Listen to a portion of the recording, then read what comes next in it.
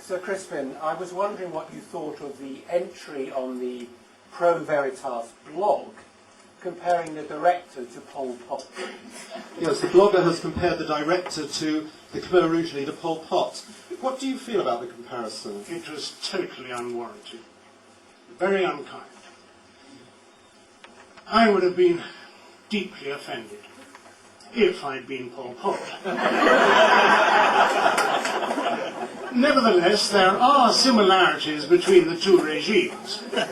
Between BBC Motoring and the Khmer Rouge? That's right. For example, the Khmer Rouge and the direction team, the executive direction team, have both introduced a year zero. Oh, you mean April the 1st, 2007? Exactly. And also the direction team, the executive direction team, yes, they are determined to stamp out the old culture and introduce new ways of thinking, just like the Khmer Rouge. Yeah, you mean the change programme you're talking That's about? right, exactly, the change programme. So is that why they're getting rid of everybody over the age of 45? I prefer to say de-installing. I suppose it makes sense because younger people can be moulded and shaped and completely steeped in the new values. That's right, and moreover, they're still paying off their student loans, so there's very little chance of them going on strike. And we aim to take this even further and reduce the average age of staff at Motoring to a considerable degree. For example, I am working on a draft proposal for a joint project with the Royal Berkshire Hospital.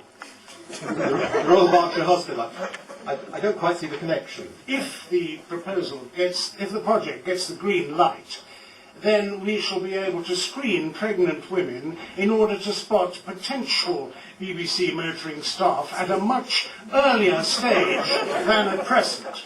But, Sir Crispin, this strikes me as just being blatant age discrimination. I mean, this is just a cost-cutting measure, isn't it? Not at all.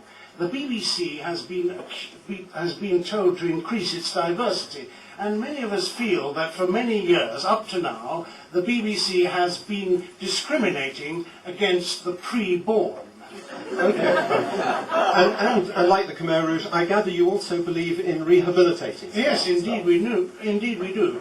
It will not have escaped your attention that some duty editors failed to get appointed after the first round of Band 9 boards. And that was despite having done the job for many years. Yes, well... And having had excellent appraisals. Yes, well... From the same managers who de-installed them. Yes, but we treated them very humanely. We offered them intense retraining, rehabilitation, if they so desired, so that they could come back and sit another interview after a month.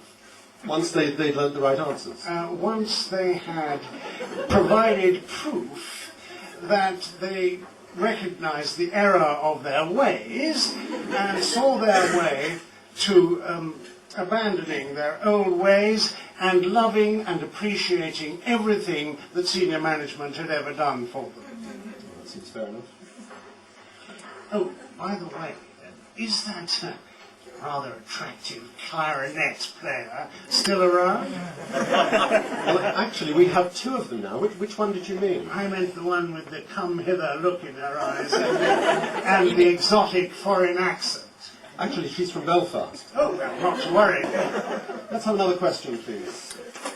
So, Crispin, the head of Geographic Group has confessed to being a workaholic, and I was just wondering, are you a workaholic too? Are you a workaholic, Sir Crispin? Could I just correct you slightly before I answer your question? You see, Mr. Robinson... No, it's Robertson. I'm sorry, Robertson confessed a few weeks ago to being a workaholic, but I am pleased to announce that he's, after intensive treatment, he's well on the way to recovery.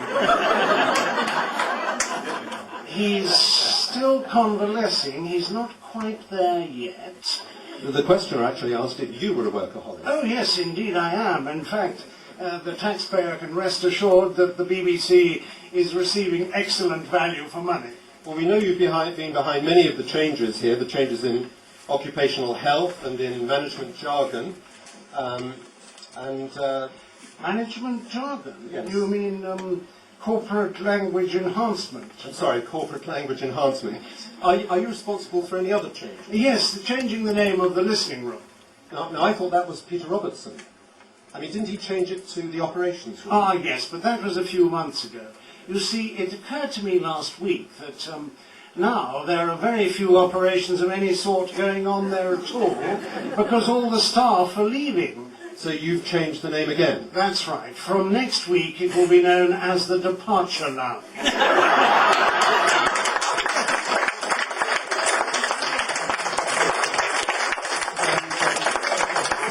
And I understand you're also behind the amalgamation of CSU and marketing and calling it BDCR, weren't you? That's right, yes, BDCR.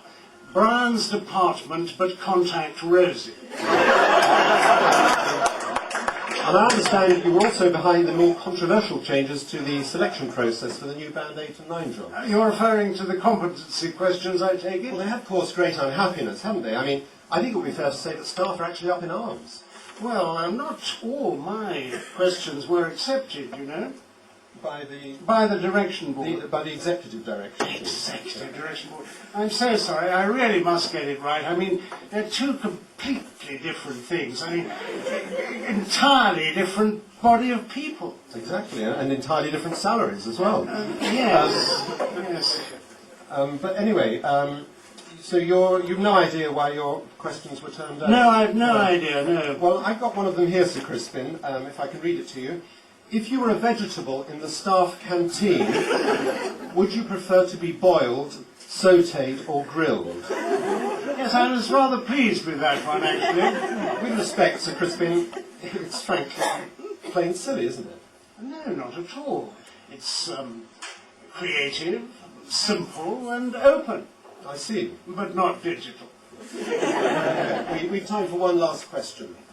Sir Crispin, Elaine. there's a feeling among staff that the entire restructuring process is a fiasco. It's gone on too long and staff morale is at rock bottom. How would you answer this criticism? How would you answer it, Sir Crispin?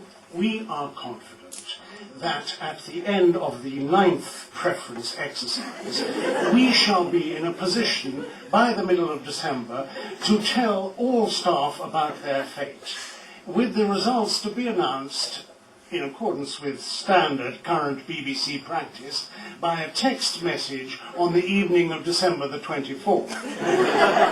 But Sir Crispin, what if there is still a mismatch between the number of staff who want to stay and the number of jobs the BBC wants to cut?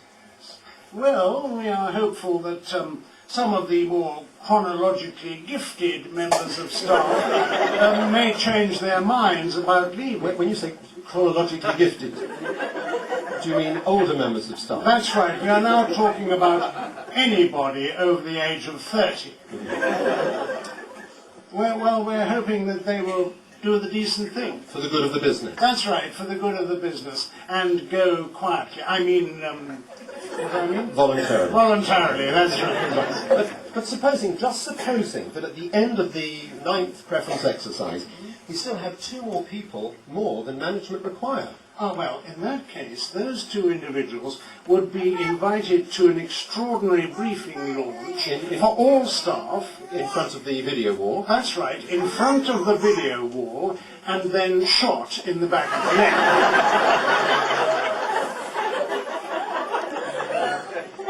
But does that comply with the BBC's duty of care? Not entirely, but it does at least bring closure. True, but I was wondering how that would fit in with the BBC values. Oh, well, it fits perfectly with the new values.